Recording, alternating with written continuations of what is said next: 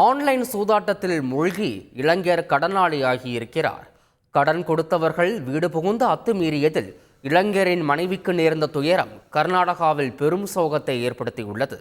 இது குறித்து பார்க்கலாம் விரிவாக.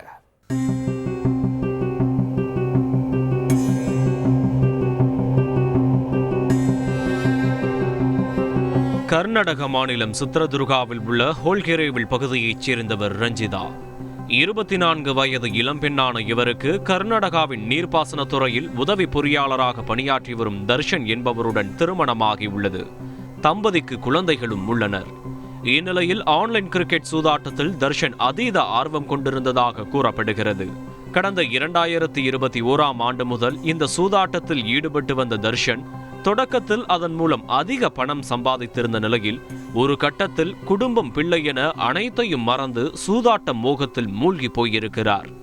அடுத்தடுத்து நஷ்டம், இழந்த பணத்தை திரும்பவும் மீட்டுவிடலாம் என தொடர்ந்து விளையாடிய தர்ஷன் சம்பாதித்த பணம் அனைத்தையும் ஒன்று விடாமல் சூதாட்டத்தில் இழந்திருக்கிறார்.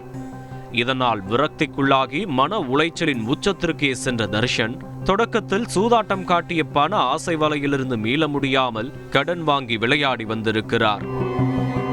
இப்படி தர்ஷன் கடன் பெற்று விளையாடியதில் அவர் சுமார் 1.5 கோடி ரூபாய்க்கு கடனாளியும் ஆகியிருக்கிறார். இந்நிலையில் கடன் கொடுத்தவர்கள் கொடுத்த பணத்தை திருப்பி கேட்டு தர்ஷனுக்கு நெருக்கடி கொடுத்த நிலையில் அவருடன் சேர்ந்து அவரின் குடும்பத்தினரின் கழுத்தையும் நெரிக்க ஆரம்பித்துள்ளனர். இதில்தான் தர்ஷனின் மனைவி ரஞ்சிதா பலிகடாவாகி இருக்கிறார்.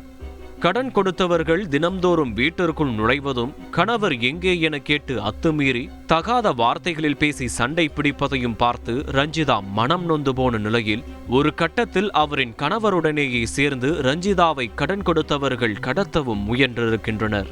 இதனால் மன அழுத்தத்தில் இருந்த ரஞ்சிதா தூக்கிட்டு தற்கொலை செய்து உயிரை மாய்த்து கொண்டது பெரும் அதிர்ச்சியை ஏற்படுத்தியது.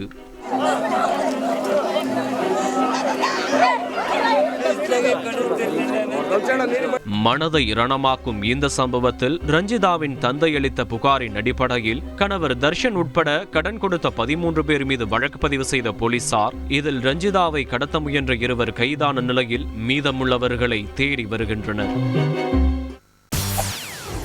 செய்திகளை உடனுக்குடன் தெரிந்து கொள்ள உடனே சப்ஸ்கிரைப் பண்ணுங்க.